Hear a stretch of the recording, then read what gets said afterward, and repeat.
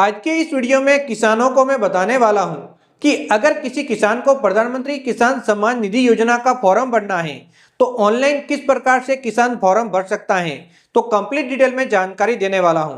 प्रधानमंत्री किसान सम्मान निधि योजना के तहत किसानों को प्रत्येक वर्ष 6,000 रुपए केंद्र सरकार प्रदान करती है। इसके अलावा राज्य सरकार 2,000 रुपए प्रदान करती है। इसके अलावा राजस्थान के अंदर 1,000 रुपए की बढ़ोतरी की गई है, यानी कि अब प्रधानमंत्री किसान सम्मान निधि योजना के तहत किसानों को 9,000 रुपए की आर्थिक सहायता प्रदान की जाएगी राजस्थान के अंदर। तो इसका ऑनलाइन फॉर्म आप किस प्रकार से भर सकते हैं, फॉर्म भरने के दौरान क्या क्या डॉक्यूमेंट की जरूरत पड़ेगी। तो सबसे पहले आपको अपनी नई वाली डिजिटल जमाबंदी की नकल डाउनलोड कर लेनी है। डिजिटल जमाबंदी की नकल किस प्रकार से डाउनलोड की जाती है इसके बारे में कंप्लीट डिटेल में ऑलरेडी मैं वीडियो बना चुका हूं। इसी वीडियो के नीचे लिंक अवेलेबल है, उस वीडियो को देख के सबसे पहले आपको जमाबंदी की नकल डाउनलोड कर लेनी है। इसके अलावा आपके आधार कार्ड के अंदर मोबाइल फोन नंबर लिंक होने चाहिए। अगर लिंक नहीं है तो पहले आपको लिंक करवा लेने हैं। उसके बाद आपको ऑनलाइन आवेदन करना है। तो आइए दोस्तों चलते हैं कंप्यूटर स्क्रीन पे और जानते हैं कि किस प्रकार से किसान ऑनलाइन आवेदन कर सकते हैं। प्रधानमंत्री किसान सम्मान निधि योजना का ऑनलाइन आवेदन करके प्रधानमंत्री किसान सम्मान निधि योजना में जुड़ने के लिए किस प्रकार से आवेदन करना है। तो सबसे पहले एग्रीकल्चर ट्रेनिंग कोर्स पोर्टल पे आना है, फिर यहाँ पे क्लिक करना है। पीएम किसान योजना पोर्टल का लिंक आपको यहाँ पे मिल जाएगा। तो डायरेक्टली पीएम किसान पोर्टल वाले ऑप्शन पे क्लिक करके पीएम किसान योजना के पोर्टल पे आना है। न्यू फार्मर रजिस्ट्रेशन वाले ऑप्शन पे क्लिक करना है। उसके बाद ग्रामीण क्षेत्र से हैं तो ये वाला ऑप्शन लेना है, शहरी क्षेत्र के किसान हैं तो ये वाला ऑप्शन आपको लेना है। उसके बाद आपको अपने आधार कार्ड नंबर यहाँ पे दर्ज करने हैं। यहाँ पे आपको मोबाइल फोन नंबर दर्ज करने हैं जो पहले किसी भी पीएम किसान योजना के फॉर्म में नहीं होने चाहिए। फिर आपका राज्य लेना है, फिर ये कैप्चा कोड यहाँ पे दर्ज करने हैं। गेट ओटीपी पे क्लिक करना है। आपके मोबाइल पे एक ओटीपी नंबर भेज दिए जाएंगे, इस प्रकार से मैसेज आएगा। यहाँ पे ओटीपी नंबर आप दर्ज करेंगे।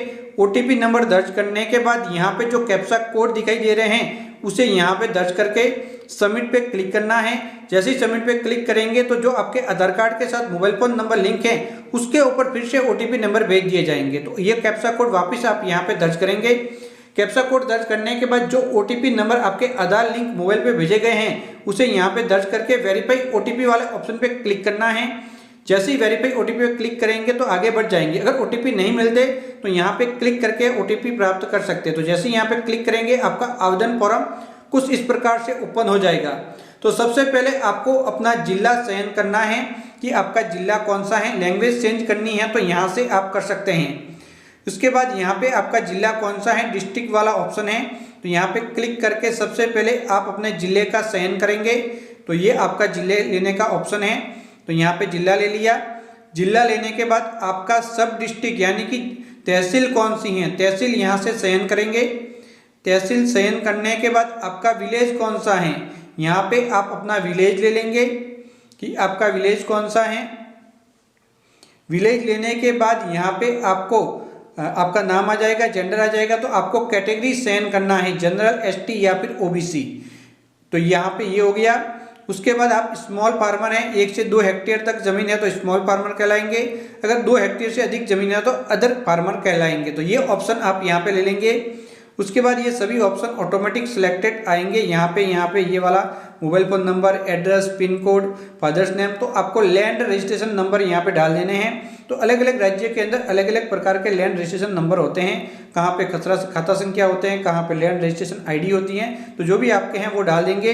फिर परिवार के राशन कार्ड नंबर यहाँ पे दर्ज करने हैं क्योंकि इस योजना का लाभ एक परिवार को मिलता है। उसके बाद अगर आप मानधन योजना में पंजीयन करना चाहते हैं तो यस करना है। अगर मानधन योजना में पंजीयन नहीं करना चाहते तो इस वाले भाग के अंदर नो आप ले लेंगे। यहाँ पे नो लेने के बाद आप ड्रैग करते हुए थोड़ा सा नीचे आएंगे। तो अगर जो आपकी खेत की जमीन है उसके रिकॉर्ड के अंदर सिंगल खातेदारक हैं या फिर जॉइंट है, यानी कि 1 से अधिक काश्तकार है तो जॉइंट हो गया। अगर एक ही काश्तकार आपकी जो खेत का रेवेन्यू रिकॉर्ड है जिसे कि जमाबंदी की नकल कहते हैं उसके अंदर एक ही नाम है तो सिंगल हो गया। अगर 1 से अधिक नाम दिखाई दे रहे हैं जमाबंदी की नकल के अंदर तो वो जॉइंट खाता कहलाएगा। तो इस बात का विशेष करके आपको ध्यान रखना है और यहाँ पे सिंगल व जॉइंट वाले ऑप्शन का चयन आपको बिल्कुल ध्यानपूर्वक करना है। तो जो भी आपका ऑप्शन है वो लेके ऐड पे क्लिक करना है। अब इस प्रकार से ऐड लैंड डिटेल का ऑप्शन आ जाएगा। तो सबसे पहले सर्वे नंबर और खाता नंबर यहाँ पे आपको दर्ज कर लेने हैं। जो कि आपकी जमाबंदी के नकल पे मिल जाएंगे। फिर खसरा नंबर यहाँ पे आपको दर्ज कर लेने हैं, डैग नंबर या फिर खसरा नंबर। उसके बाद आपकी ज़मीन कितनी हेक्टेयर क्षेत्र है, यानी कि कितनी हेक्टेयर की आपकी ज़मीन है, वह हेक्टेयर के अंदर यहाँ पे लिखना है। ध्यान रखना हेक्टेयर के अंदर आपको लिखना है। अब सबसे ज़रूरी, आपके नाम पे जो ज़मीन हुई है वह 1/2/2019 से पहले हुई हैं तो फर्स्ट वाला ऑप्शन लेना है। अगर 1/2/2019 के बाद आपके नाम पे ट्रांसफ़र हुई हैं किसी भी प्रकार से तो सेकंड वाला ऑप्शन लेना है। तो फर्स्ट वाला ऑप्शन है 1/2/2019 से पहले, और दूसरा ऑप्शन है 1/2/2019 से बाद में आपके नाम पे हुई है तो ये वाला लेना है। अगर आपने ज़मीन की खरीद की है तो उस मामलों में आप आवेदन नहीं कर सकते। अगर 1/2/2019 के बाद आपने ज़मीन की खरीद की है, अगर पहले की हैं तो आप आवेदन कर सकते हैं। तो ये वाला ऑप्शन इसीलिए होता है, यहाँ पे बहुत सारे लोग गलती करते हैं और आवेदन रिजेक्ट हो जाता है।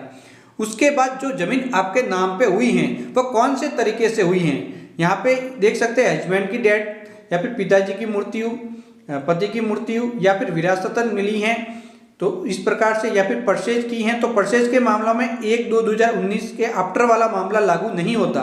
ये बिफोर वाले मामले में ही परचेज लैंड का आप पीएम किसान योजना का फॉर्म भर सकते हैं। तो इस बात का विशेष करके आपको ध्यान रखना है। तो ये वह सभी जानकारी दी, गिफ्टेड है या फिर दोस्तों यहाँ पे आपको अलॉट की गई हैं। तो ये सभी तीन ऑप्शन यहाँ पे ये हैं। तो ज़्यादातर यहाँ पे अभी जो आवेदन होते हैं वह या तो 2019 से पहले परचेज के होते हैं, या फिर विरासत के होते हैं, या फिर पति या फिर पिता की मृत्यु के होते हैं। इस बात का आपको ध्यान रखना है।